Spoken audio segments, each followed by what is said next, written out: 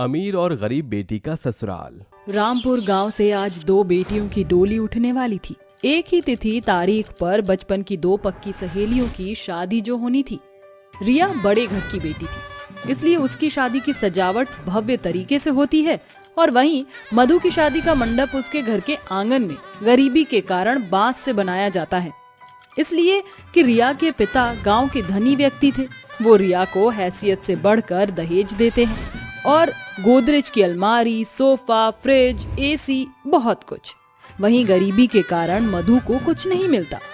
इस तरह 7 फेरों के साथ बचपन की दो अमीर गरीब सहेलियां बिछड़ जाती हैं। भगवान करे मेरी सहेली रिया ने जैसा सोचा है उसे वैसा ही ससुराल मिले। हे आसमान में रहने वाले, बस इतना कर देना कि मेरी सहेली मधु का ससुराल हर सुख सुविधाओं से भरा हुआ हो। उसे वहाँ वो सारी खुशियाँ और सब कुछ मिले जो उसे अपने मायके में कभी नहीं मिला।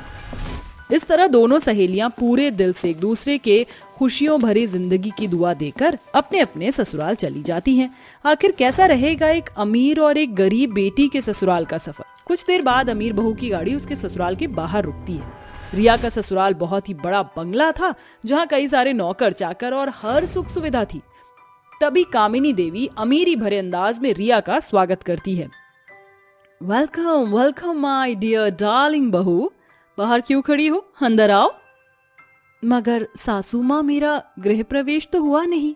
ओह गॉड रिया बहू, ये घिसी पिटी रस्में गरीब के घरों में होती हैं। अगर हम जैसे रिच लोग भी इन्हीं रिचुअल्स को मानेंगे तो क्या फर्क है हमारे और पुअर पीपल्स में?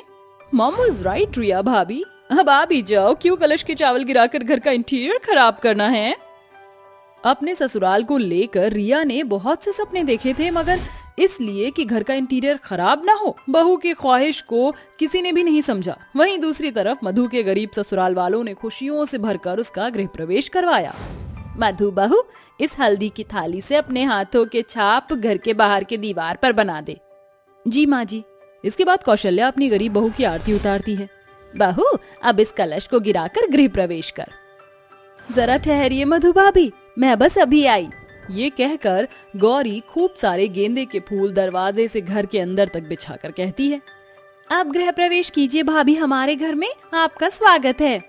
बहू गृह प्रवेश करके अंदर आ जाती, तभी बूढ़ी हीरामणि कहती है, जानती है मधु बहू, तेरी ननद तड़के सुबह से पूरे गांव में घूमकर ये गेंदे के फूल तोड़ी है। अपनी गरीब ननद को माफ कर देना भाभी, वैसे तो नई बहू के गृह प्रवेश में गुलाब के फूल बिछाए जाते हैं, मगर मेरे पास यही गेंदे के फूल थे। अरे मेरी प्यारी ननद, तुमने खुशी से भरकर अपनी भाभी का स्वागत किया, मैं बहुत खुश हूँ। और फूलों का क्या है, गुलाब के हो या गेंदे के, ये तो मुरझा जाते हैं। मधु की ये बात उसके गरीब ससुराल वालों के मन में घर कर जाती है। एक तरफा जहाँ अमीर बहू का स्वागत और उसका गृह प्रवेश बहुत ही उदासीनता के साथ होता है, वहीं गरीब बहू के ससुराल वाले कम में भी बहुत ही भव्य तरीके से करते हैं। गुजरते वक्त के साथ मधु अपने ससुराल में ढल जाती है, मगर रिया अभी अपने अमीर ससुराल में ढल नहीं पा रही थी। एक सुबह, राजवीर, क्या आज हम दोनों कहीं बाहर चलें? I am really sorry Riya, but इस वीक में बहुत ज्यादा बिजी हूँ। आज मेरी बहुत इंपॉर्टेंट मीटिंग है। राजवीर के इस कहे पर रिया अपनी बात रखती है। राजवीर, हमारी शादी को इतना वक्त हो गया, मगर आपका बिजी शेड्यूल खत्म ही नहीं होता। इस काम के अलावा भी तुम्हारी कोई रिस्पॉन्सिबिलिटी है कि नहीं राजवीर? रिया की इस बात पर राजवीर चिढ़कर उस पर चिल्ला पड़ता है। तुम क्या चाहती हो कि मैं सारा दिन घर में बैठकर तुम्हारी शक्ल देखता रहूं? और ये लग्जरी लाइफ जो तुम जी रही हो, ये सब मेहनत से आती है, वरना तुम भी करोड़ों की आबादी में गर्मी और गरीबी झेल नहीं होती।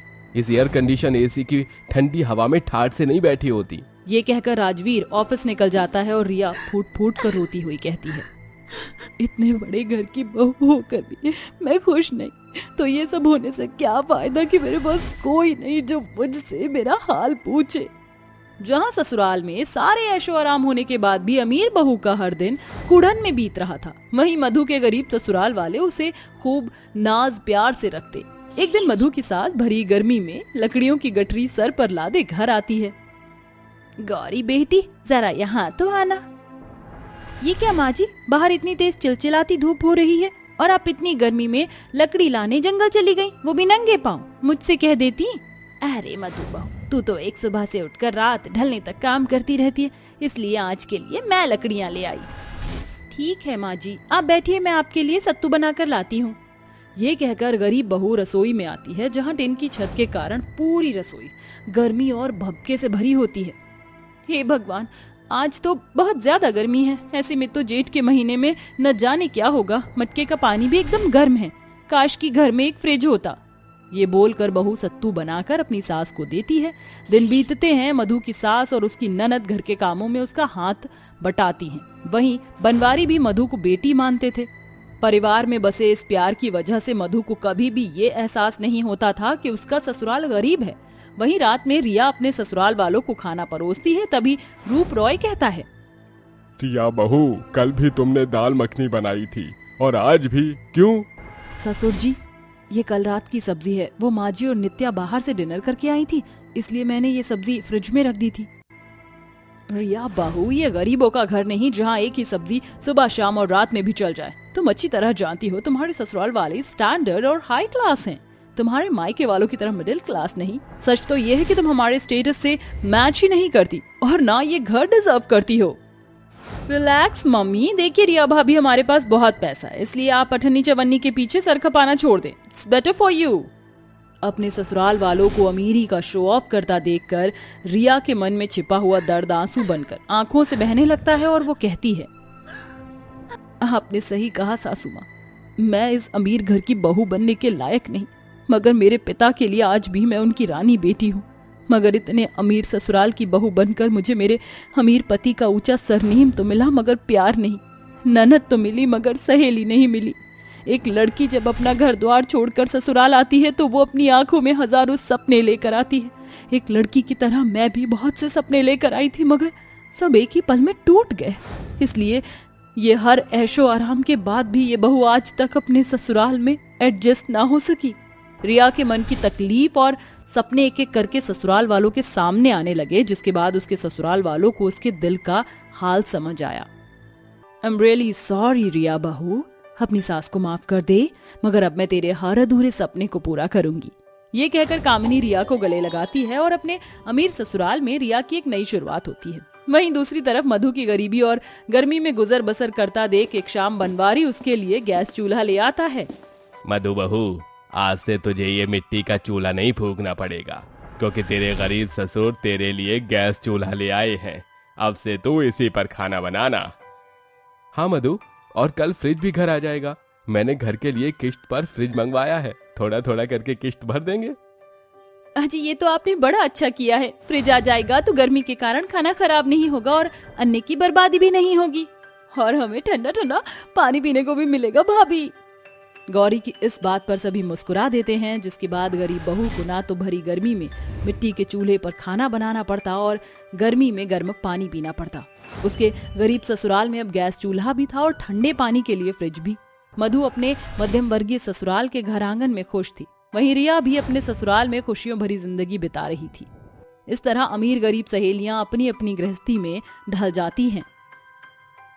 आओ बहू, घर के अंदर आओ, तुम्हारा स्वागत है। आज से तुम इस घर की बहू हो और इसे अपना ही घर समझो। सुजाता के कहने पर अवनी घर के अंदर आती है और अंदर आते ही वो यहाँ वहाँ देखकर अपने रुमाल से अपने चेहरे पर से पसीना पोंछकर कहती है, हे भगवान, कितनी गर्मी है यहाँ। मैंने तो सोचा ही नहीं था कि रोहित इतने गरीब परिवार से।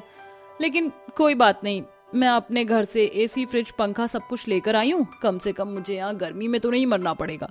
सुजाता ये सुनकर थोड़ा अजीब सा महसूस करती है, लेकिन तभी अवनी उससे कहती है, अरे माँ जी, आप भी क्या ये थाली लेकर यहाँ खड़ी हो? जल्दी से रोहित जी को बुलाओ और उन्हें कहो कि वो मेरे कमरे में एसी लगवा दे और मेरा फ्रिज भी ऑन कर दीजिए, ताकि मुझे ठंडा ठंडा पानी पीने के लिए मिल जाए। अवनी की बात सुनकर सुजाता तुरंत रोहित को बुलाती है और अवनी का सारा दहेज का सामान उसके कमरे में रखवा देती है। लेकिन वो अवनी के मायके से आया हुआ फ्रिज अपने रसोई में रखवाती है। अरे ये क्या, सारा सामान तो मेरे कमरे में आ गया, लेकिन मेरा फ्रिज कहाँ है? अरे मैं दहेज में फ्रिज भी तो लेकर आई थी। चिंता करने की कोई बात नहीं है जान, तुम्हारा फ्रिज मैंने रसोई में रखवा दिया है। वैसे भी वो रसोई में ही ठीक है, इस कमरे में जगह ही नहीं बची थी तो मैं कहाँ रखता। रोहित की बात सुनते ही अवनी अपने मन ही मन सोचती है, जरूर मेरी कंजूस सास ने जानबूझकर ही मेरे दहेज में लाए हुए फ्रिज को रसोई में रखवाया होगा ताकि वो पब्लिक फ्रिज समझकर उसका उपयोग करे, लेकिन ऐसा होने नहीं दूंगी मैं। अपना फ्रिज तो मैं अपने कमरे में ही रखवाऊंगी। ऐसा सोचकर अवनी रोहित से कुछ नहीं कहती, लेकिन उसके जाने के बाद अवनी अपने फ्रिज की चाबियों से उसे लॉक कर देती है और चाबियां अपने पास रखकर वहां से चली जाती है। कुछ ही देर में वहां पर सुजाता आती है और फ्रिज को खोलते हुए कहती है, मेरा पूरा गला सूखा जा रहा है, बहुत ज्यादा गर्मी है आज। जल्दी से फ्रिज का ठंडा पानी पीकर अपने गले को गीला करती हूँ। हाय हाय, अच्छा हुआ जो मेरी अमीर बहू दहेज में फ्रिज लेकर आई है। सुजाता इतना कहते ही जब फ्रिज को खोल नहीं पाती तो वो हैरान रह जाती है। अरे ये फ्रिज खुल क्यों नहीं रहा? क्या हो गया? इसके अंदर कहीं बहू ने इसको लॉक तो नहीं कर दिया? अरे बहू कहाँ है तू?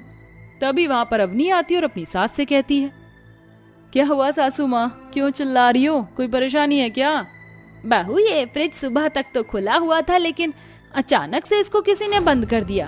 कहीं तूने तो नहीं किया? हाँ मैंने किया। अरे मेरे दहेज का आया हुआ फ्रिज कोई धर्मशाला का फ्रिज थोड़ी है जो हर कोई इस्तेमाल करेगा। मेरे घर से आया है तो मैं ही इस्तेमाल करूंगी ना। इस पर आप लोगों का कोई हक नहीं है, इसलिए मैंने इसे लॉक कर दिया। कहीं खराब हो गया तो? ये सुनकर सुजाता को बहुत बुरा लगता है। तभी ये सब सुनकर सुजाता की बड़ी बहू नंदिता अवनी से कहती है, अरे ये तुम कैसी बातें कर रही हो? अगर घर में कोई भी चीज होती है तो घर के सभी लोग उसे इस्तेमाल करते हैं। इसका मतलब ये तो नहीं कि अगर तुम्हारे घर से कोई चीज आई है तो उसे सिर्फ तुम ही इस्तेमाल कर सकती हो, बाकी कोई नहीं करेगा। आप लोगों को एक बात समझ नहीं आती है क्या? मेरा फ्रिज है तो मैं ही इस्तेमाल करूंगी। वैसे भी खुद तो दहेज में कुछ लेकर आई नहीं हो और बड़ी बड़ी बातें कर रही हो। वो ऐसी बातें करके वहां से चली जाती है, जिसका दोनों सास बहू को बहुत बुरा लगता है। ऐसे ही एक दिन कुणाल अवनी को फ्रिज में आइसक्रीम रखते हुए देख लेता है, जिसके बाद वो अपनी माँ नंदिता के पास जाता है और उससे जिद करने लगता है, माँ मुझे आइसक्रीम खानी है। माँ, अवनी चाची ने फ्रिज के अंदर आइसक्रीम रखी है, मुझे फ्रिज के अंदर वाली आइसक्रीम खानी है। माँ चलो ना, मुझे आइसक्रीम दे दो।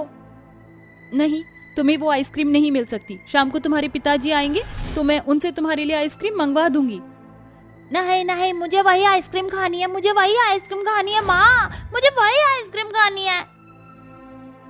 कुणाल जिद पर जिद करने लगता है, जिसके चलते नंदिता को बहुत तेज गुस्सा आता है और वो उसे एक जोरदार तमाचा मार देती है। तभी वहाँ पर कैलाश आता है और वो ये सब देखकर कहता है, अरे पागल हो गई हो क्या? क्यों बेचारे के ऊपर गुस्सा उतार रही हो?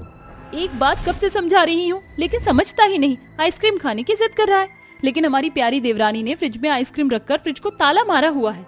चाहे कोई गर्मी में मरे या सड़े, उसे जरा भी फर्क नहीं पड़ता।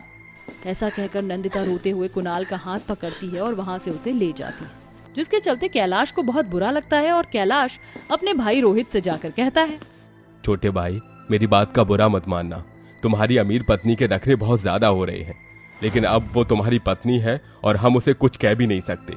इसलिए मैंने कुछ सोचा है, क्यों ना हम डबल मेहनत करें ताकि हम घर की जरूरत की चीजें लेकर आ सके। आपने सही कहा भैया, मुझे नहीं पता था कि अवनी को अपनी अमीरी का इतना घमंड है कि वो अपने दहेज का सामान किसी को इस्तेमाल करने ही नहीं देगी। लेकिन कोई बात नहीं, हम दोनों भाई मिलकर अपने परिवार के लिए फ्रिज जरूर लेकर आएंगे। दोनों भाई कड़ी मेहनत करके घर में एक नया फ्रिज ले आते हैं, जिसके बाद घर के सभी लोग बहुत खुश होते हैं। लेकिन अवनी को बहुत गुस्सा आता है और वो कमरे में अपने पति रोहित से कहती है, मैंने अपना फ्रिज इस्तेमाल करने नहीं दिया तो मेरी जेठानी और मेरी सास ने आपसे फ्रिज मंगवा लिया। इसका मतलब कि मेरी जेठानी और मेरी सास मुझसे कंपटीशन करना चाहती हैं। अरे मेरे आगे कंपटीशन करने से पहले उन्हें अपनी औकात के बारे में सोचना चाहिए। अवनी के मुंह से ऐसी बातें सुनते ही रोहित को बहुत तेज गुस्सा आता है और वो उसके मुंह पर चांटा मारता है। इस घर में कोई कंपटीशन नहीं चल रहा, हम लोग एक दूसरे से बहुत प्यार करते हैं। लेकिन शायद तुम्हें अपनी अमीरी का कुछ ज्यादा ही घमंड है, इसलिए हम दूसरा फ्रिज लेकर आए ताकि घर में बाकी सदस्यों को कोई दिक्कत ना हो। लेकिन तुम तो समझना ही नहीं चाहती। मैंने तुम्हारे बारे में कितना अच्छा सोचा था, लेकिन तुम वैसी बिल्कुल भी नहीं हो। मुझे शर्म आती है तुम्हें अपनी पत्नी बोलते हुए। ऐसा कहकर वो वहां से चला जाता है, जिसके बाद अवनी को अपनी गलती का एहसास होता है। अवनी अपनी जेठानी और अपनी सास के पास जाती है और उनसे अपनी गलती की माफी मांगती है। सासू माँ, जेठानी जी, मुझे माफ कर दीजिए। मैंने कुछ ज्यादा ही आप लोगों के साथ दुर्व्यवहार किया और अपनी अमीरी का घमंड दिखाया। मुझे ऐसा नहीं करना चाहिए था। अब मैं ऐसा कभी नहीं करूंगी। मुझे एक आखिरी मौका दे दीजिए अपनी गलती सुधारने के लिए। सुजाता और नंदिता दोनों अवनी को माफ कर देती हैं, जिसके बाद अवनी अपनी जेठानी और सास के साथ घुल मिलकर रहने लगती है और अपना फ्रिज भी उनके साथ शेयर करती है, जिसके बाद वो सभी एक साथ खुशी खुशी रहने लगते हैं।